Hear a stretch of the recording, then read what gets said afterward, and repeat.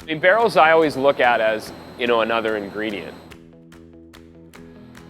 You don't just fill a barrel because you have it with whatever beer you have available. To me, barrels are an ingredient as important as your hop selection, your malt selection, your brewhouse process, your yeast selection. And that's kind of the way we look at it when we're building a beer, starting a beer that's barrel aged. Barrels aren't an afterthought. They should be part of the process. And so for me, it's just the great thing about barrels. It's just another opportunity to add unique flavors. So Curieux starts with our triple. Brewing process is exactly the same. Fermentation process is exactly the same. The differences start at the end of fermentation. Once it's basically fermented in the stainless, we rack it off just with pressure from the tank into the barrels to hook up a hose to the tank, stick it in the barrel, fill her up. These barrels are charred barrels. So before they're filled with whiskey, they basically get burnt on the inside. That really adds a lot of flavor to the beer as well.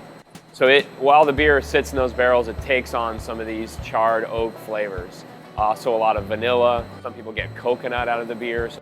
Then we put the barrels in this beautiful room, which is the Curio Room, which is basically just a big cooler.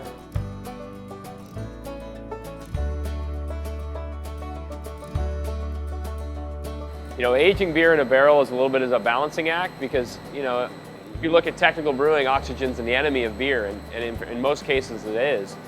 But the barrel provides a kind of porous environment for the beer where oxygen's kind of breathing in and out of the barrel, and some of it's nice, and for certain beers it works, and you get some of these oxidative reactions. So we found with Curio that 6 to 8 weeks was kind of the sweet spot for taking on a little bit of oxidative flavor.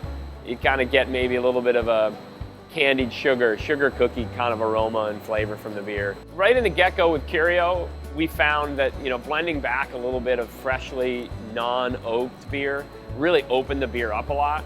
It almost just balances and rounds out the beer a little bit more and livens up that aroma. And it's kind of unexpected because it's a light colored beer. A lot of barrel-aged beers tend to be these really strong, alcohol, full stouts.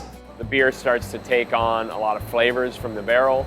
But obviously the biggest effect is it starts to smell and taste like bourbon, which is pretty nice if you like bourbon. We do a tasting where we're doing a number of different possible blends, and based on which one is a preference each time is one we go with. Barrels are going to be different, batch to batch, barrel to barrel, depending on where they were stored in the rack house at the distillery. So it's necessary every time to do a blend. It takes time and effort, but to provide some level of consistency to the beer, we have to do a blend every single time. This is our 10th anniversary of packaging Curio, so it's been over 10 years. We've been filling oak barrels for probably over 11 years now, but yeah, 10 years anniversary of Curio this year. So we got that going for us, which is nice.